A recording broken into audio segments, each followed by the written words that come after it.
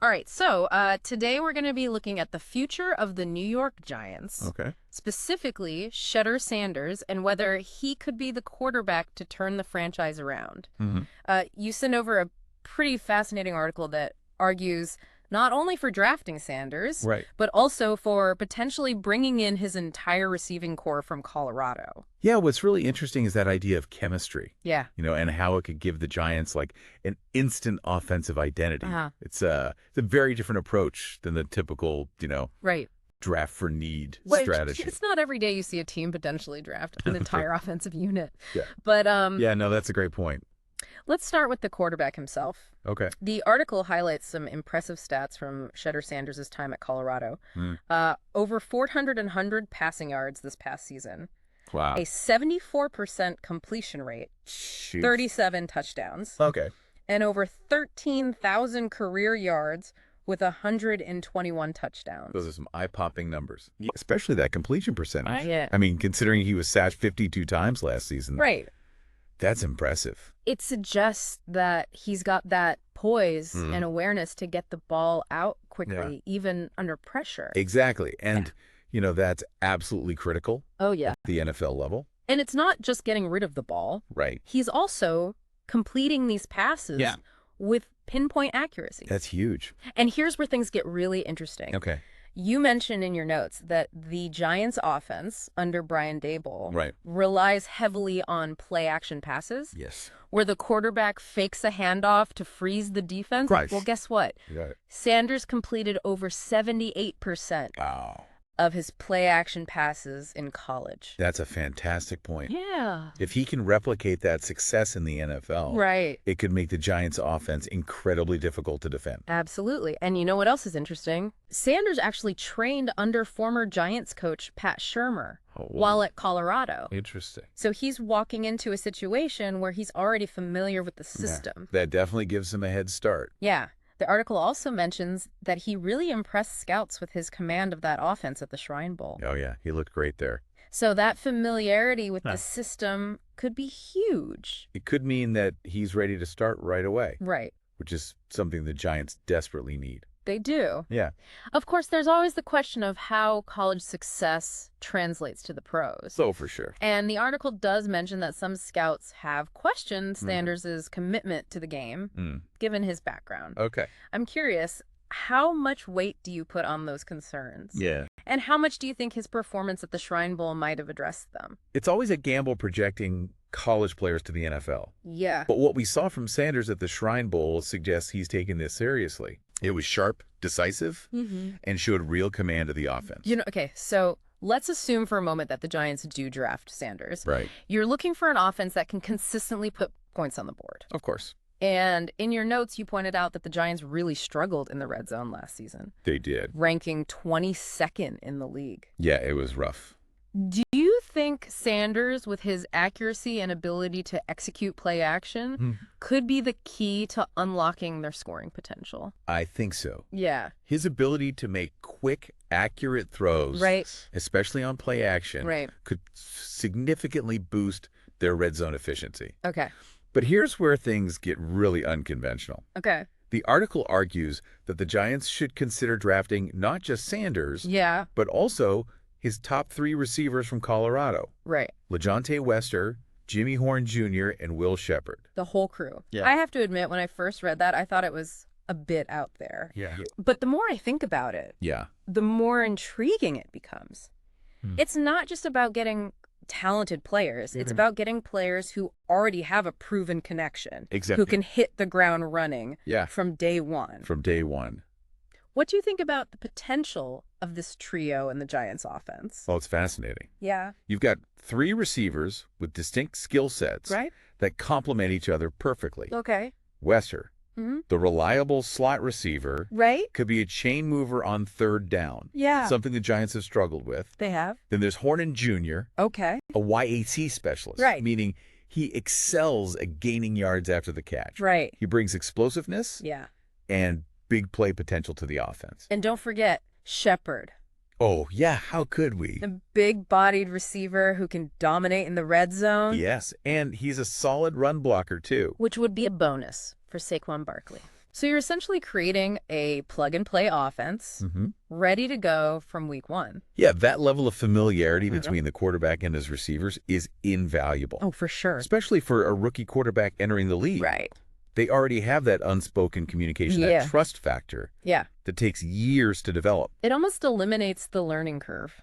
It really does. But hold on. Okay. You also mentioned concerns about the salary cap in your notes. Right. How does drafting a whole offense impact that? It's a good question. We'll tackle that thorny question after the break. Sounds good. Drafting a whole offense sounds expensive. But remember, we're talking about rookie contracts here. Right.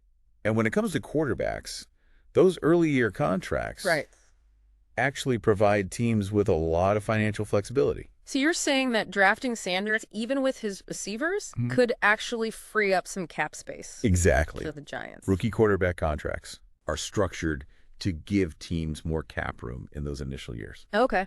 Which is crucial. Yeah. When you're trying to build a competitive roster. Right. And they're getting off Daniel Jones's $160 million contract, which opens up even more room to maneuver. Yeah. That's a good chunk of change they can use to address other needs. Yeah. You mentioned in your notes that the Giants' offensive line could use some help. For sure. Do you think they could use that freed up cap space to maybe sign a veteran or two? Absolutely. And provide some much needed protection for Sanders? It's definitely a possibility. Okay. They could even add some depth to their defense with that extra cap space. Right. It's all about being strategic with your resources. So one decision, like drafting a quarterback, can have a ripple effect across the entire roster. Big time. But let's shift gears for a moment. In your notes, you mentioned the Giants' long-term goals. Right. Where do you see this team in, say, 3 to 5 years? If they go all in on this plan with Sanders and his receivers? It's exciting to think about. Yeah. If this works out, you're looking at a young, dynamic offense led by a quarterback on a rookie deal, surrounded by familiar, talented receivers. Yeah. That's a recipe for sustained success. It sounds like they'd be a force to be reckoned with. No doubt. But let's play devil's advocate for a moment. Okay. What if, for some reason, the Giants decide not to draft Sanders? What are some other quarterback options they could consider with that third overall pick? There are a couple of intriguing prospects in this draft class. Okay. There's Caleb Williams from USC. Right. He's considered by many to be the top quarterback prospect, known for his strong arm and ability to make plays outside the pocket. I've seen some highlights of him. Yeah. He's a real talent. But you're right. Yeah. He might not even be available when the Giants are on the clock. Exactly. What about Drake May from North Carolina? Oh, yeah. I know he's a dual-threat quarterback with a lot of upside. A lot. How do you think he'd fit in Daboll's system? May's an interesting case. Okay. He's got the athleticism to extend plays and make things happen with his legs, which is something we've seen Daboll utilize effectively with other quarterbacks. So even if they pass on Sanders, the Giants still have some pretty solid options at quarterback. They do, but it's important to remember that it's not just about talent. Right. It's about finding the right fit for your system, your coaching staff, and your overall team philosophy. You mentioned earlier that drafting a quarterback can impact a team's salary cap. For sure. And even their defensive strategy. Absolutely. Could you expand on that a bit? Sure. When you draft a quarterback, especially a high draft kick, you're making a significant financial commitment that can affect how much money you have to spend on other positions, including your defense. So even if they go with a quarterback in the first round, the Giants will need to be smart about how they allocate their remaining draft picks to build a well-rounded team. Absolutely. They'll need to find a balance between addressing their offensive needs and bolstering their defense. Yeah, it's like putting together a puzzle. It is. You need all the pieces to fit just right. Exactly. We've been talking a lot about the Giants and their potential draft strategy, but let's not forget about the other teams in the NFC East. Of course. You pointed out that the Eagles and Cowboys have been the dominant forces in the division lately. They have. How do you think those teams would react if the Giants suddenly became a legitimate offensive threat? It would definitely shake things up. Right. The Eagles and Cowboys are used to having their way with the Giants. Right. They're going to have to adjust their game plans and maybe even their personnel to account for a more potent Giants offense. It's like the balance of power could shift. It could. In the NFC East. Yeah. Imagine the headlines. Oh, yeah. Giants offense takes flight. Right. NFC East on high alert. That's right. Would they have to start focusing more on their own offenses to keep pace? It's possible. Yeah. If you're facing a team that can put up points, right, you need to be able to match that firepower. It sounds like it would make for some pretty exciting matchup. No doubt. High-scoring games, dramatic comebacks. Right. Maybe even some shootouts. Absolutely. We've talked a lot about offense. We have. But I'm also curious about the impact this potential draft strategy could have on the Giants' defense. That's a crucial point. Yeah. Even with a high-powered offense. You still need a solid defense to win championships. So how could the Giants approach building a strong defense while also investing heavily in their offense? It's a balancing act. Okay. They'll need to use their remaining draft picks wisely. Right. Targeting defensive players who can fill specific needs. They might look for a dominant pass rusher, a rangy linebacker, or a shutdown cornerback. But doesn't that limited cap space we discussed earlier potentially hinder their ability to bring in top defensive talent? It could. But that's where shrewd drafting and player development become even more important. Okay. They'll need to identify undervalued prospects, players who might not be household names, but have the potential to become stars. It's almost like they're playing chess. It is a bit like chess. Trying to anticipate their opponent's moves and counter them strategically. You got to think a few steps ahead. It's fascinating to see how these different aspects of team building are all interconnected. That's what makes this deep dive so intriguing. Yeah. It's not just about analyzing individual players. Right. It's about understanding how they fit into the larger puzzle of the team, the division, and even the league as a whole.